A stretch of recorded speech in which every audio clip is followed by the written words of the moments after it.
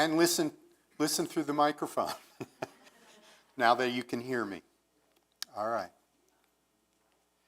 Speaking of microphones, we started running a slide explaining the secret mystery right below our feet, here and here.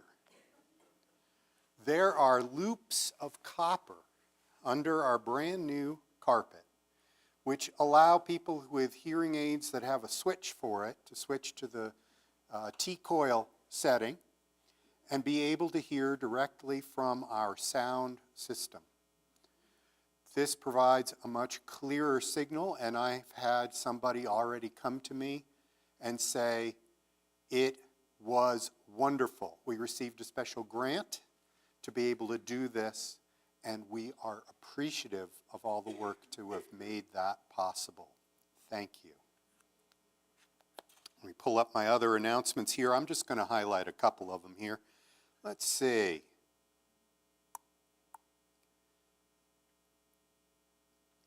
There is an online video that was advertised to those of us who are already registered to go to the Unitarian Universalist General Assembly in Pittsburgh this year, a workshop coming up this Tuesday evening for recovering white moderates. This particular one is calling for stepping out of moderation. So, those of you who feel a little bit stuck in being a moderate and would like to step out of that position, there is a workshop on Tuesday night. I could give you more information if you need it and pass that along. I can't give websites verbally. That's impossible. The other is that we have an 8th Principle event with Paula Cole-Jones also Tuesday, April 18th at 7 p.m. For those of you who don't know, 8th Principle Project I've mentioned before and preached on is about including anti-racism in our principles. And while our principles are being completely proposed to be revamped, we are also looking at the idea of an 8th principle in the meantime that would help us feel connected more to anti-racism, multiculturalism work. Doug, what's another great slide that you were showing that I should make sure I highlight for those who are watching online? Yeah, we're going to deal with that later. Yes, this one, lift every voice and sing. I was thinking as I got this across the emails of people that I've been involved with community action events with, support of our African American community showing up sometimes is the support we need to do. If you might be interested in hymns and African American music, that event, Doug, could you put it back up again? Because I forgot which date it was. Friday, April 21st, 7 p.m. Lift every voice and sing. It's a neat way. At the Porter Center at the college. Yeah. Thank you for that. Why didn't they put it in their poster? Oh, well, we ran their poster. Thank you. I'm going to turn over final announcement to Mike Griffith. Yeehaw! I have 30 over here. I got 30. Who give me 40? Who give me 40? I got 45. I got 45. Who give me 30? There's 30 over here. Who give me 50? Who give me 50? Those of you who haven't been to a cattle auction in a while will love coming to our auction here. You've probably noticed all those items on the bulletin board out there. We have a number of really wonderful items for our church auction. Now the auction's coming up in less than 2 weeks. It's Friday, April the 28th, right here, from 5 till 7. That's the kickoff. All those items that you see out there will be on display live, so we'll have the place filled up with all these items so you can have a chance to look at them. We'll have hors d'oeuvres, we'll have some wine, we'll have child care with pizza for the kids. There'll be some live auction items that will be bidded, and we'll also start the online auction, which is the bulk of what we're going to be doing, but you have to sign up in order to bid. And we can tell you how to do that out in the lobby afterwards, or you can go to the website, and it's very clear on there as to what you have to do. We've got pieces of paper. We're going to do everything possible to get all you people to sign up and bid high, bid often. Now remember, the auction is a fundraiser and it's a funraiser. Yeehaw! We'll see you there.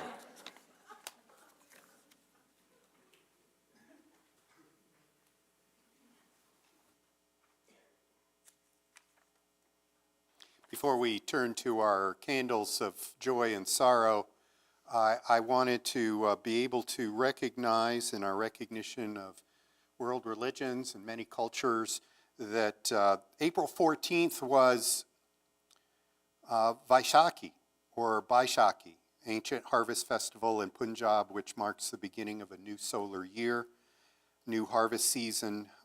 Baisakhi is also a religious significance for Hindus and Sikhs, and it falls on the first day of the particular month in the solar calendar, corresponding, as I said, just to this April 14th. And it is the Sikh New Year. So we recognize, even if we ourselves are not celebrating, that there are world traditions for which this was an important week. For our candles, Mike will be helping me in lighting candles as I read about those that are already lit and then ask for joys and sorrows as we enter this space as a congregation. We have a anonymous candle, a candle for the way many of you show up to serve in community. Fitting candle for our congregation and for this morning's theme. We already have these candles lit, Mike, so this one is from Elizabeth Reschauer, and Elizabeth said that she has lost all her phone numbers for people. So you are to give her a call if you think she's ignoring you, okay? It's kind of hard to be isolated and lose all your phone numbers. Are there other candles of joy or sorrow? Marilyn. I'd like a candle lit in honor of Eileen Steinberg, who passed away last week. She was a spark behind DuPont becoming a state forest, and also Muddy Sneakers. Now I'm going to have you, Marilyn, say your last name again. Steinberg, Steinberg. So thank you, Marilyn, for pointing out to us the sadness that Eileen Steinberg passed away, so instrumental in the, what you said, Muddy Sneakers. Muddy Sneakers and the state forest. And the state forest. DuPont becoming a state forest. Yeah, DuPont. Thank you. Jim. Two candles this morning. The first one, a candle of sadness for Dan Carter and his family. Yesterday, his sister passed away in South Carolina, near where they grew up. The second one is a candle of joy. All of us sitting here, and all of you sitting out there, benefit from a very special duo here. Carlene Reagan and John Austin, and I've sung in many choirs over my life, and this is a really special one to sing in, and both of them make that possible, and it is John's birthday today. Happy birthday, John.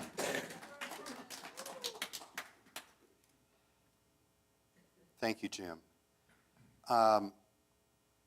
And I will say out loud in relation to that, I've spoken already to John, And already to Carlene, this is not a surprise, that next month we're going to have just a little something extra to say thank you for all the music that they bring to us. And so we'll be, keep your eyes open for which date that is going to be in May. And yes, Sharon. Candle of joy for the marriage of my son Jesse I. Quinto and to his beautiful bride Cara Mastriano. You don't have to write down the last.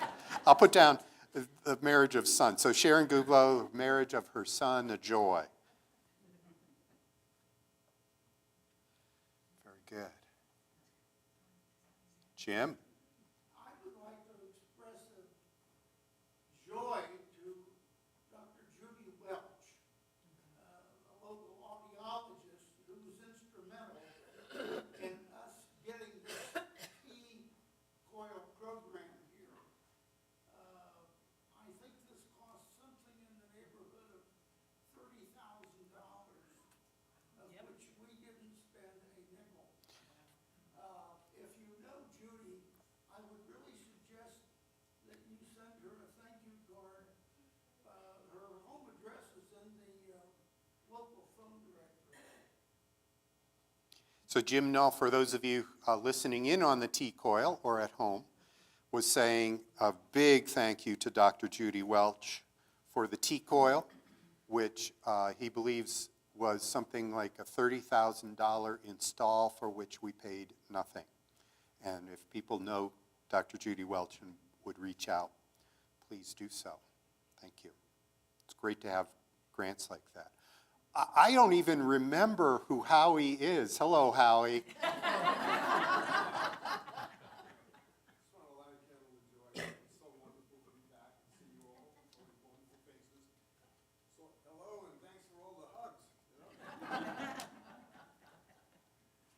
Great to be back, and thanks for all the hugs. That's a great candle. Thank you, Howie and Alex.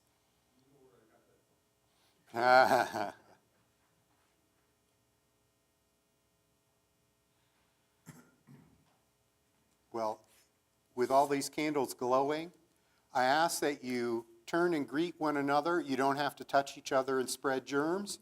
And acknowledge the special divinity in each of us. Good morning.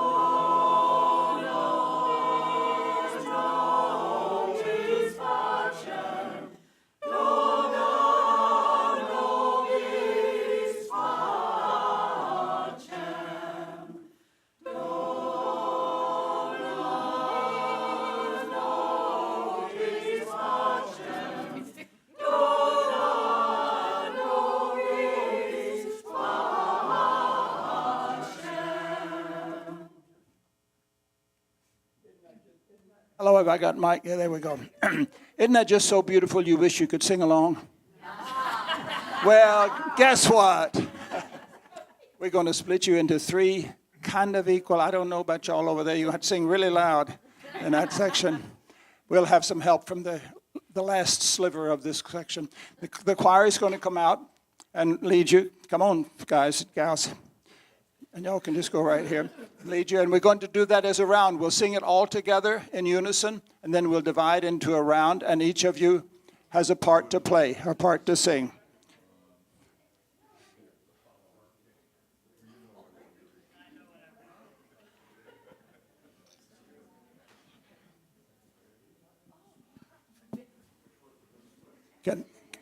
Can y'all take care of this out there, or do I need to come out and make order?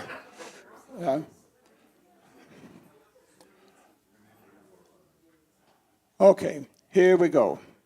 All together first, and then splitting into parts. And then we'll start over there, and this two, and then y'all three. Here we go. Ta na no peace.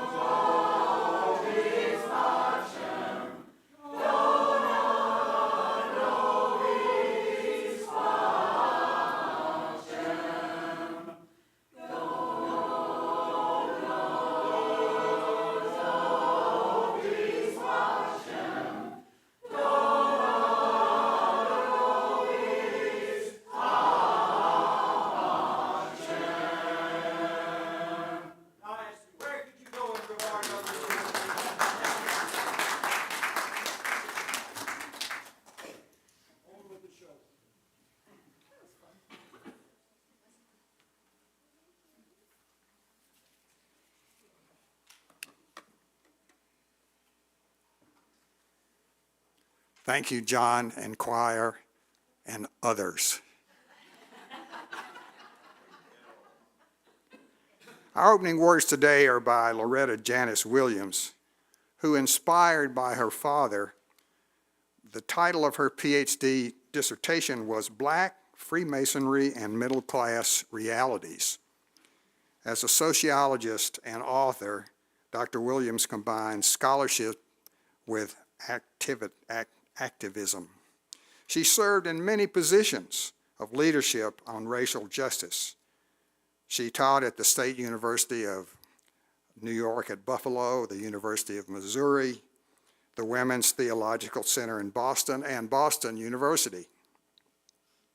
She was instrumental in convening the Black Concerns Working Group in 1986 as directed by the 1985 Unitarian Universalist General Assembly. She also served as president of the Racial Justice Connection, a national anti-racism consulting organization. This passage is from the Unitarian Universalist Meditation Manual, Been in the Storm So Long. We, bearers of the dream, affirm that a new vision of hope is emerging. We pledge to work for that community in which justice will be actively present.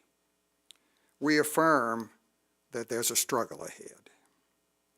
Yet we know that in the struggle is the hope for the future. We affirm that we are co-creators of the future, not passive pawns.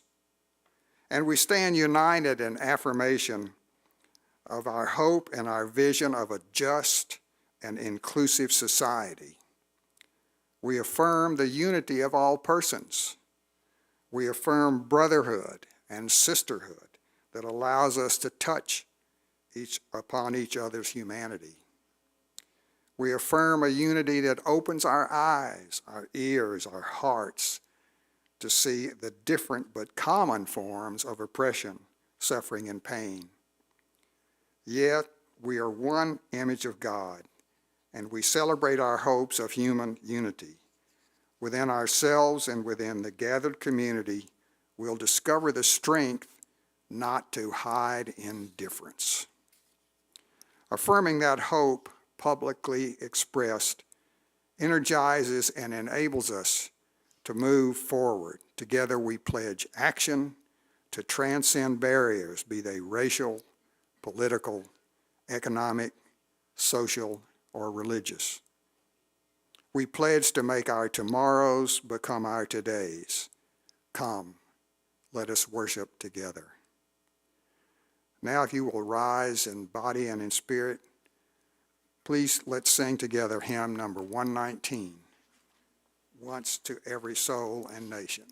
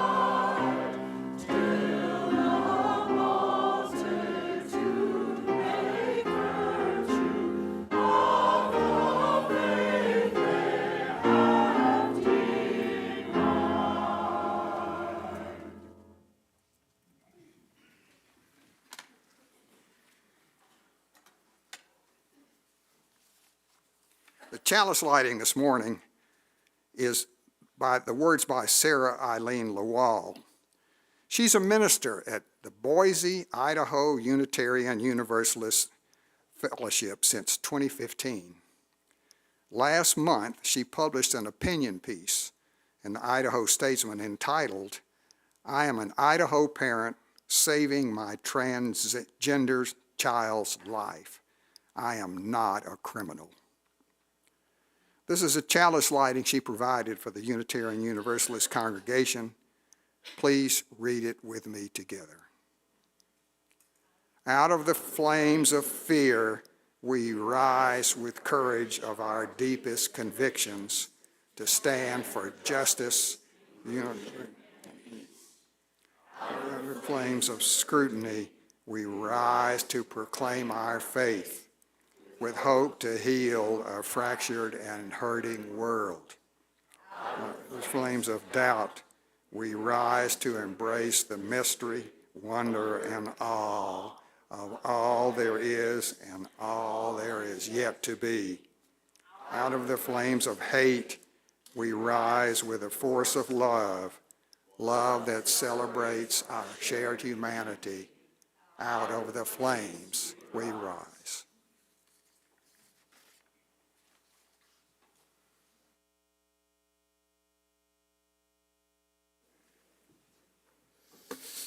Good morning, everyone.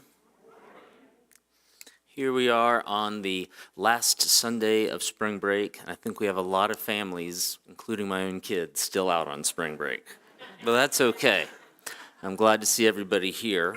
And in this month, we've been studying and working on resistance, coming together and resisting or working against that which is wrong to help what that is right happen in our society. And what's neat about this is when people come together, it builds something bigger than what might be if everyone was simply individual doing kind of their own thing. When we come together, it makes real things happen. And a lot of times people think, well, resistance and fighting for what is right in society is mainly adults. But the neat thing is, kids can do it too. And there's a long history of kids working to help make things better. And I have a few photos here that I'm going to see. They're kind of hard to see. But I just want to see if out of the context what it is, can anybody tell?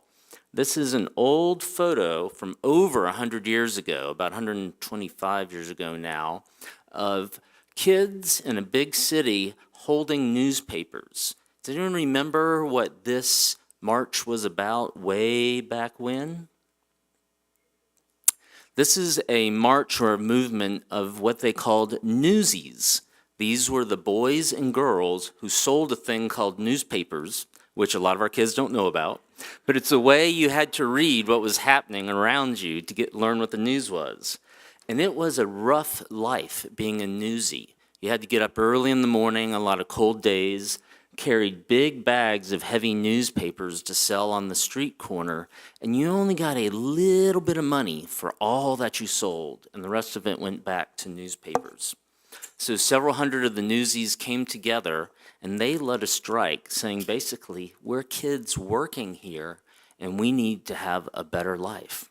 And that helped to fire up the labor movement and lots of other people working for better conditions for what they worked in their lives. Next up is a photo that is also kind of grainy and hard to see. But does anyone remember this? It's African American young boys and girls, men and women, who were being arrested and put into the back of a locked van to go to jail in Birmingham. This was known as the Children's Crusade. And African Americans and some whites, some UUs were working so that everyone could have a better life, particularly those with dark skin. And they got the nation's attention when hundreds and hundreds and hundreds of kids from 5, 6 years old to teenagers said, we're skipping school and we're going to come out and march. They were threatened with being kicked out of school. They said that's okay. Kids were leading the way then. And that got a nation's attention again. Helped to make our nation better for all people. And finally, this one. This is a little bit more recent. Started about 8 to 10 years ago. And she is Swedish. Does anyone know her name? Greta. Yes, Greta Thunberg, if I'm pronouncing it right. And she's holding a sign that says, School Strike for the Climate in Swedish. And she's a young woman who started, this was probably back when she was only 5 or 6, first convinced her parents to be more environmentally minded, have a much lighter footprint on the world, waste less fossil fuels. And she ignited a movement of kids who have been striking or leaving school on Fridays to go and say, we need to be better for the planet. We need to do better things. I'm sure a lot of kids go, hey, skipping school on Friday is great, but they're working really hard at it, and they're hopefully helping to lead all of the adults to treat the world better. And so as we think about resistance, let's think about coming together, the older and the younger, and we can make this a better world. And now, Katie, would you like to come up with the candle? And then we will sing us out to join nursery workers, and we'll all hang out together.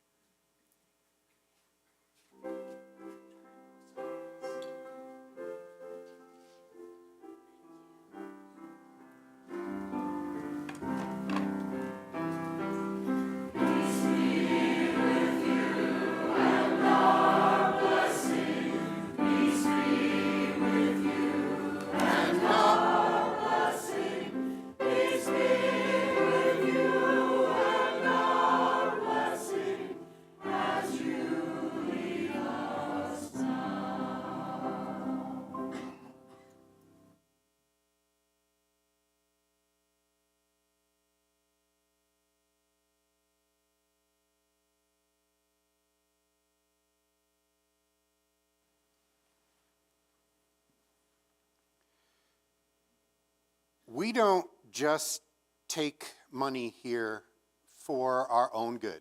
Yeah, we're paying for the electric lights.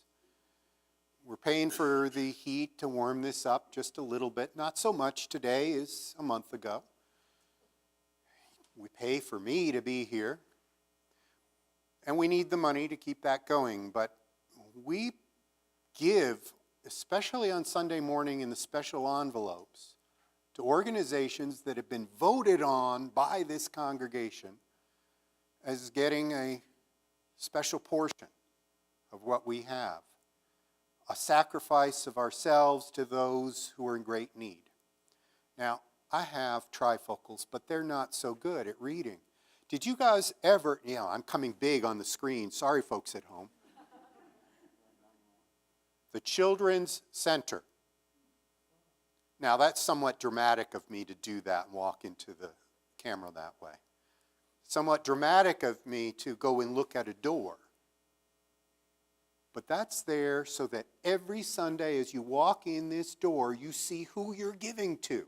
If you put money into the envelopes and the baskets that the ushers will now pass, we will now receive the morning offering.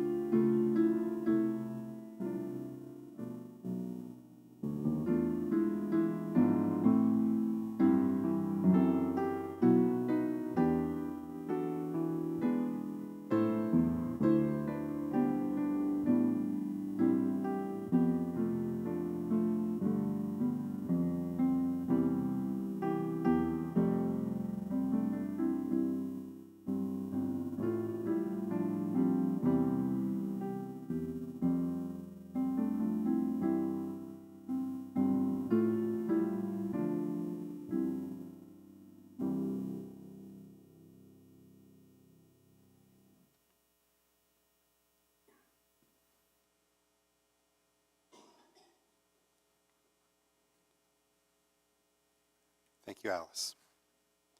Thank you, Gypsy.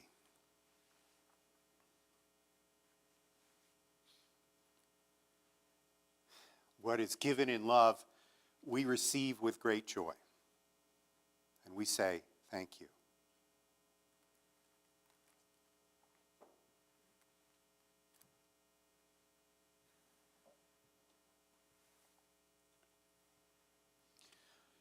I invite you into this time of prayer and meditation.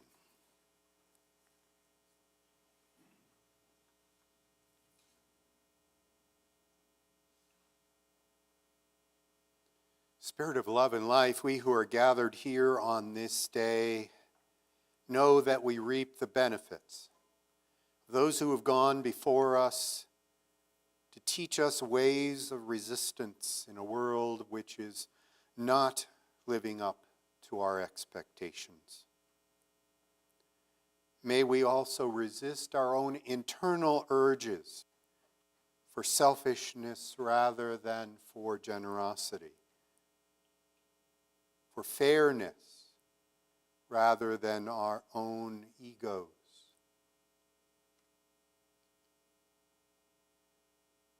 for courage in times in which our own fears may hold us back from engaging in the things which help others and help build the society we know in our hearts and in our prayers we need. Also on this Sunday, with the glow of these candles, we pray, knowing the joys and sorrows of this specific body of people. A candle that is glowing for someone who is feeling isolated and cut off. Let's lift up, in particular in that category in this congregation, Elizabeth Rushhour. A candle for Eileen Steinberg, who passed away, in knowing all that she had done, in our recognition of the natural beauty around us. Also in particular for Dan Carter's sister who had passed away. We have our joys, and we lift up our joys in our prayers, most wonderfully for the many who show up and serve in community. The joys as well of those who are celebrating milestones. Happy birthday to John. For Sharon Guglow's son and new daughter-in-law and their marriage. For the wonder of the return of our snowbirds. Howie and Alex and others who are finding their ways back into this space. And also, may we pray for more in our community like Dr. Judy Welch, who might try to fix an issue in Transylvania County to help those who are having hearing difficulties in this instance. May we be inspired to do something with our own assets and skills to make this a place of participation for everyone. These, the thoughts of our minds and the prayers of our hearts, we hold now in the silence.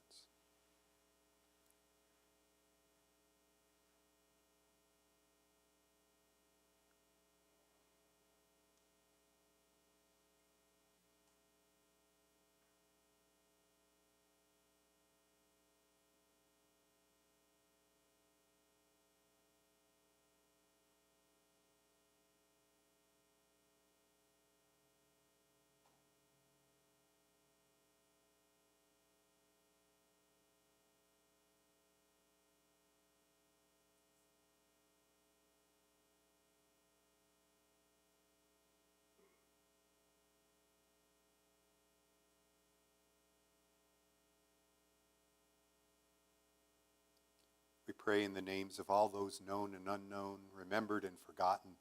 We pray in the names of all the helpers of humankind. Amen. Blessed be.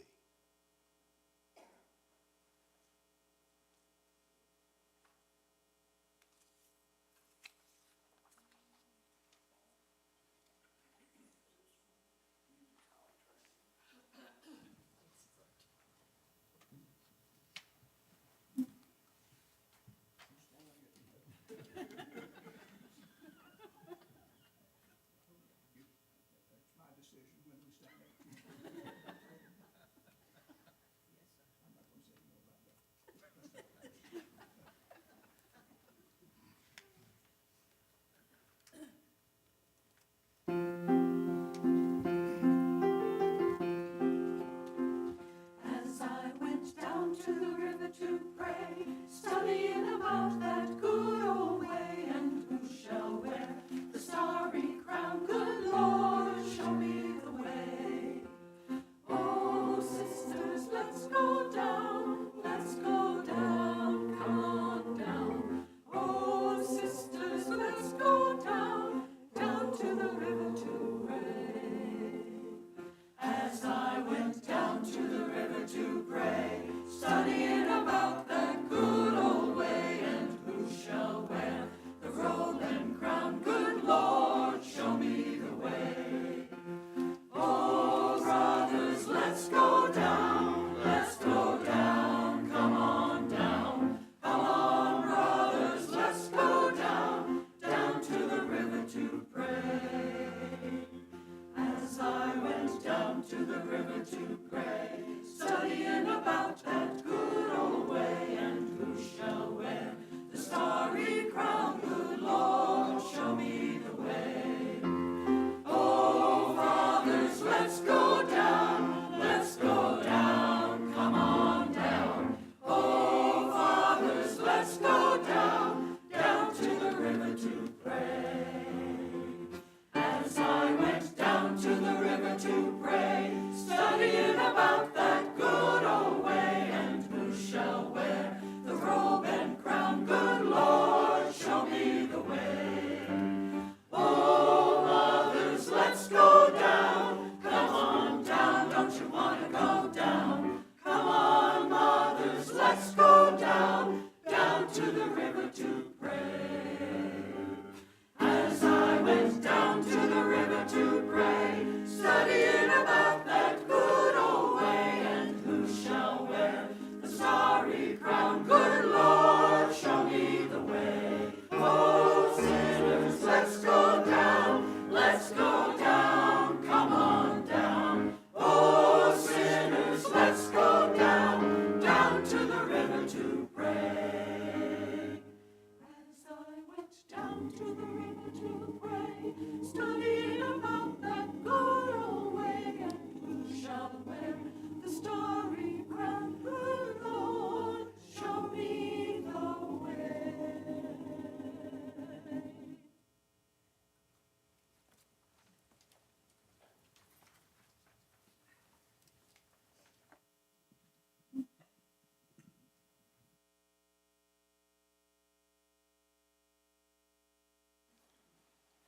We have a responsive reading this morning. I invite you to join with me to Be of Use by Marge Pearson. I'll read the blue and you can read the white. I want to be with people who submerge in the task.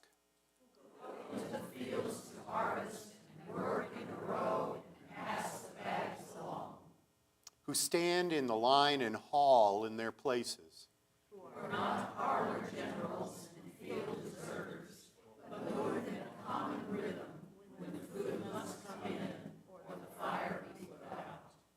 The work of the world is common as mud, botched, it smears the hands, crumbles to dust.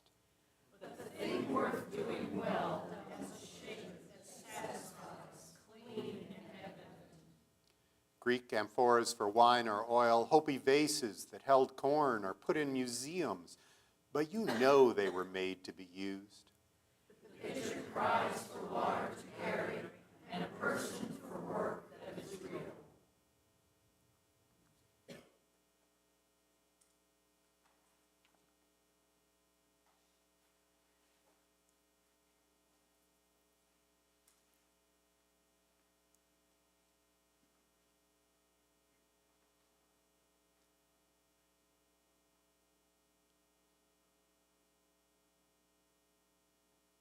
people cry for work that is real.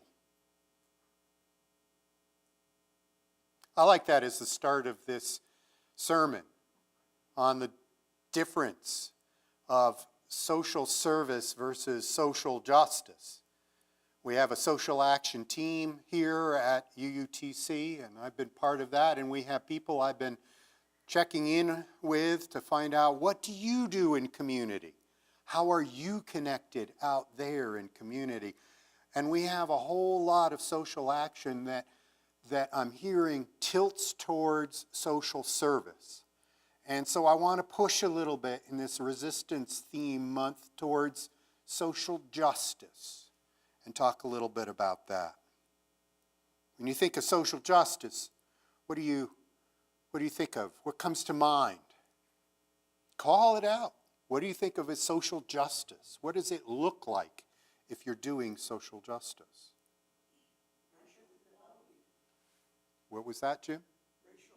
Racial equality is the justice we seek. One person, one vote. One person, one vote. Michael? Equal access to health care. Social justice for animals. The right to marry who you love. The right to marry who you love. In some states, even if they're 12. The right to be transgender if you wish. The right to be transgender. And I would say not if you wish, but if that's really who you are. Yeah. Yeah. Awareness of the effects of climate change. Awareness of the effects of climate change. All right, so you're looking at the big, huge issues here, the ways in which we do this. Now, if you are looking for better treatment of animals, you could just buy better cat food.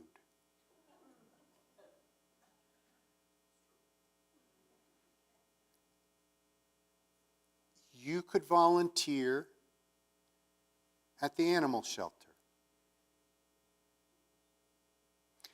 Or you might work on legislation that makes the treatment of animals held higher to our esteem.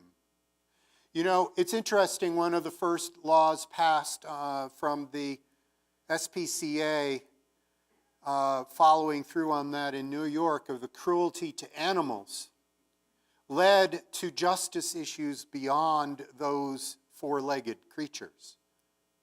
The very first cases that the law was brought forth in New York included child abuse cases.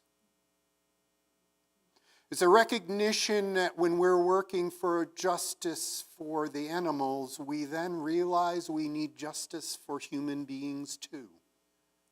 When we work for climate, it affects everybody and everything.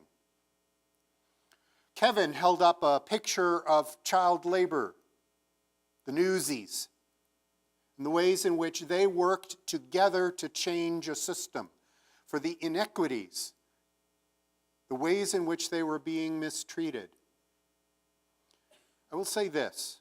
When I was learning about management issues, when I was doing my undergraduate degree, I learned something surprising, and that was that our child labor laws passed a century ago, in part because there were too many men out of work.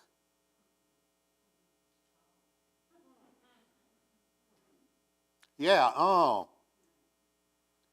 that by making it harder for children to be out of school, and therefore enforcing truancy laws, meant that men could get jobs that otherwise might have been taken by these children.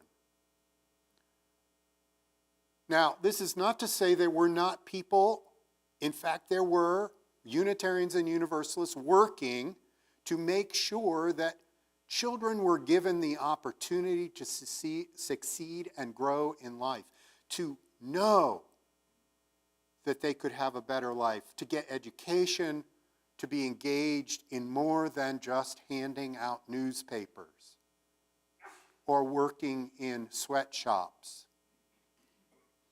Have you noticed recently that there are some efforts in different legislatures trying to relax child labor laws right now? Is this because manufacturers cannot find, or industries cannot find workers, and they do not wish to raise wages? I would guess that in the same areas that are fighting an increase in a minimum wage or a living wage are also advocating for relaxing child labor laws.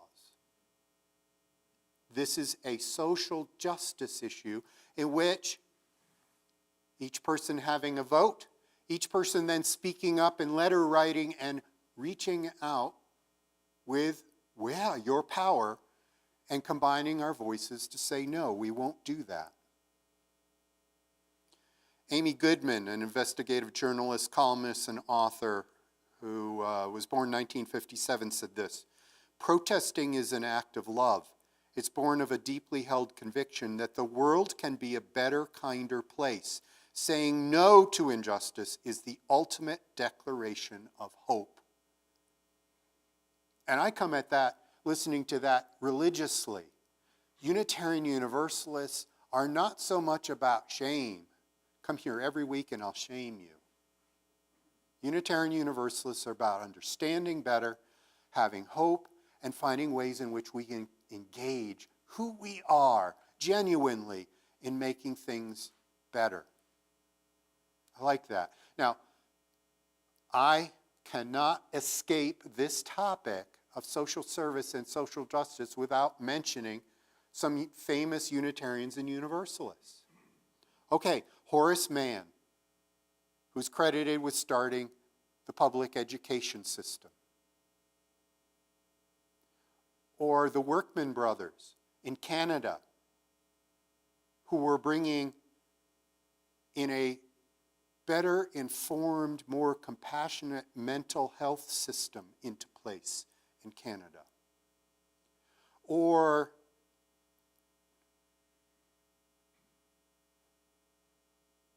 well, I'm going to go to a revolutionary. I made it look like I was thinking, right? Wow, who else could I mention in this sermon I didn't think of until at this exact moment?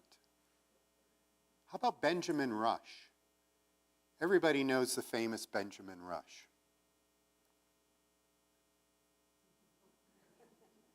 No, but you should. Benjamin Rush. Come on, folks.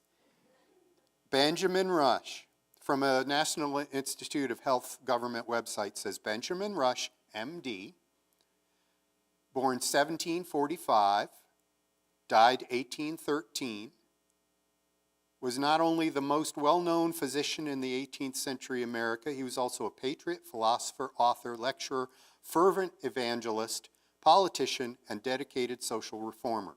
He was unshakable in his convictions, as well as self-righteous, caustic, satirical, humorless, and polemical.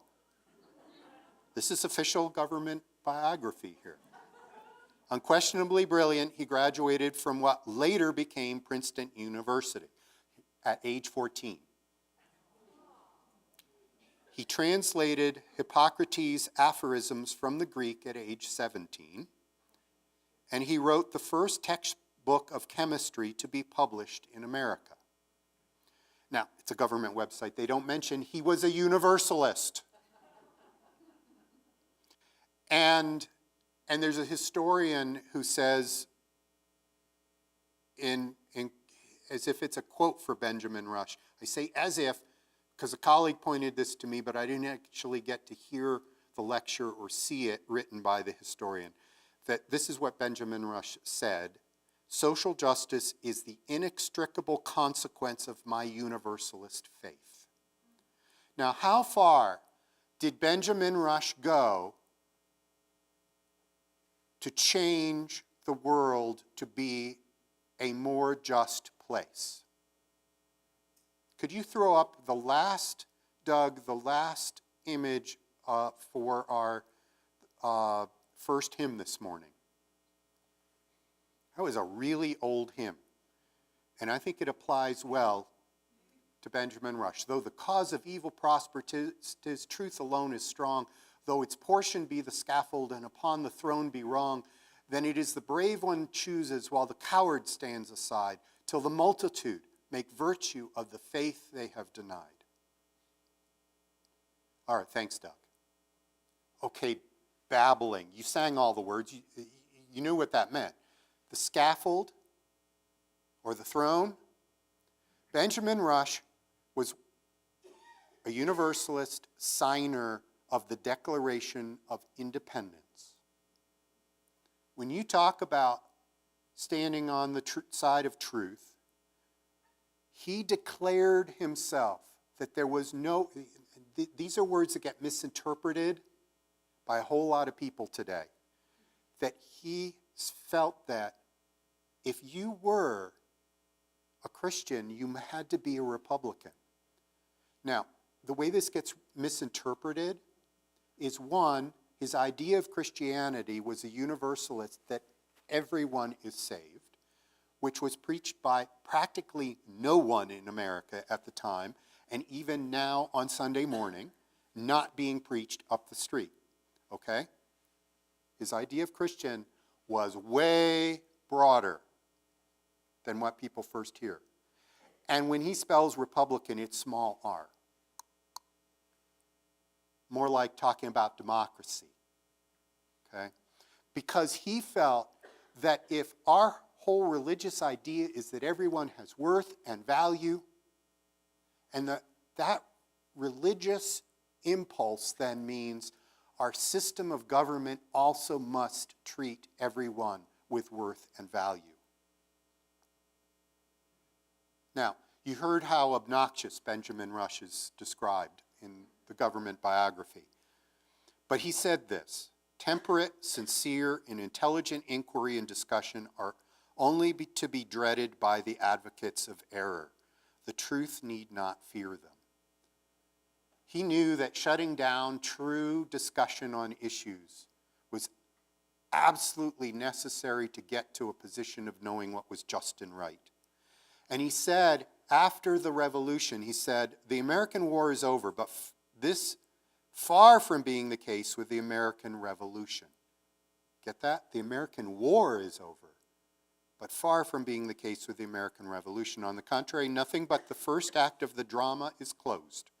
It remains yet to establish and perfect our new forms of government and to prepare the principles, morals, and manners of our citizens for these forms of government after they're established and brought to perfection. So, when I told you about, hey, who helped start up public education in America? Who helped start a better idea of helping folks with mental illness? Or the Sanitation Commission? Or the Red Cross? That was another Universalist. Or any number of ways. These things he envisioned still needed to be in place, as well as a government, which was a representative government, which allowed us to have justice and bringing, I'm going to put these words here, a heaven on earth. And rather than worrying about what's happening in an afterlife, the Universalists could say, I know I will be saved. I know even my enemy will be saved. But what are we doing now, right here?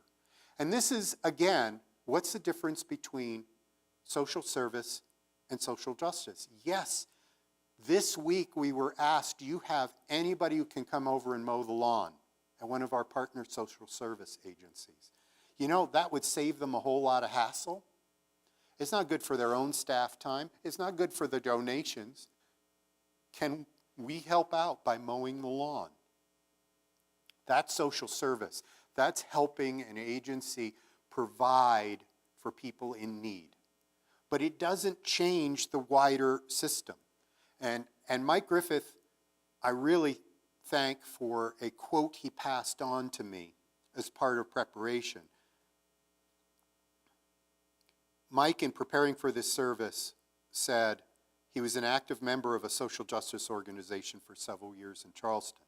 And the Charleston UU Church was one of the 40 congregations that participated. And here's how they explain justice. So not service, but justice. Justice, properly understood, is systemic, aiming at the underlying causes of social problems, not their symptoms. Food kitchens, however laudable, merely feed the victims of a fundamentally unjust social order instead of rooting out causes of hunger. A systemic approach challenges the underlying premises and workings of economies that produce poverty in the midst of plenty. A systemic approach deals with policy issues, taxation, government welfare programs, and income distribution. Now, that was specific to an organization that was obviously into making sure there was food for the hungry. There's no reason to let people go hungry while you work on the larger justice issue.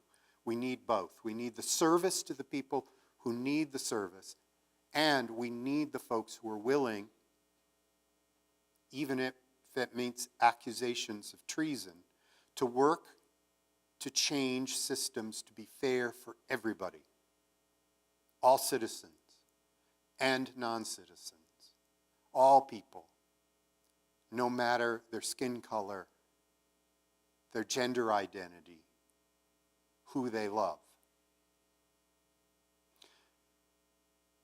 We, as Unitarian Universalists, have often been both and. But when I have been asking around the number of people in this congregation who are involved, I hear lots about social service and less about changing the injustice itself. I would like to know, how could we do more letter writing, advocate for better laws, push our elected representatives to actually represent everyone? How could we do this? This is the kind of leadership that I want us to point to. We have a new vision statement that's being unveiled.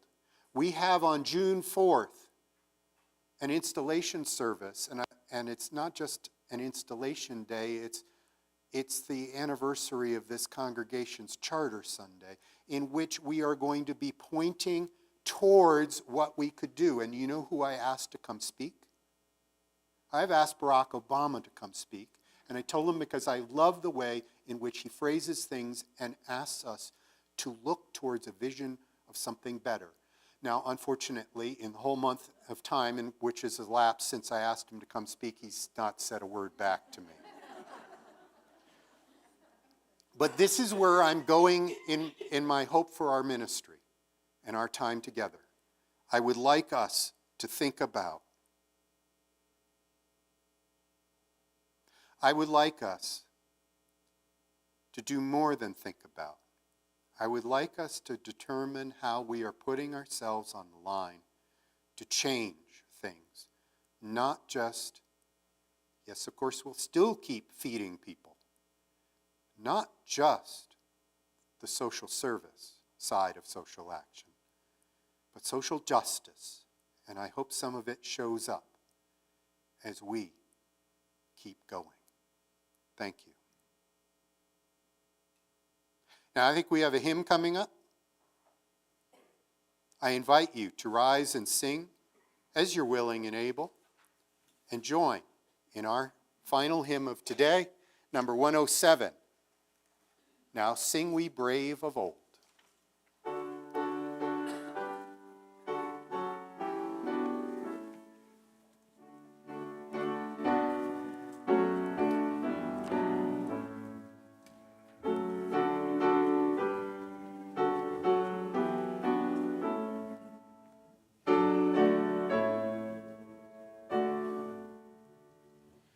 Now sing we of the brave of old, who would not sell themselves for gold, yet with us riches manifold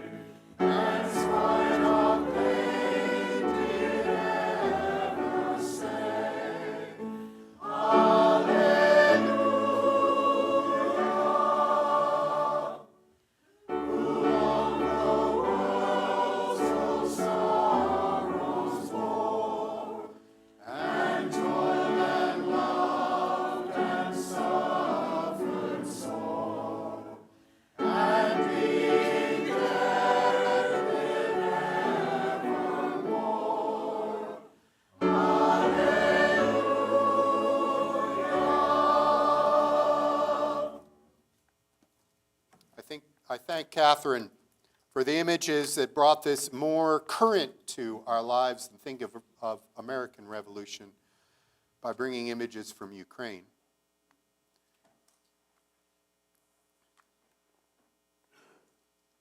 Our closing words are from V. Emil Gudmundsson. Gudmundsson was a Canadian-born Unitarian Universalist who had crucial roles in both tracing the Icelandic influence in Canadian Unitarian religion and organizing Unitarian Universalism in the Midwest. And now, he says, may we have faith in life to do wise planting that generations to come may reap even more abundantly than we. May we be bold in bringing to fruition the golden dreams of this human kinship and justice. This we ask, that the fields of promise become fields of reality. May you go back out there and do something for justice and come back again in love. Blessings on all of you.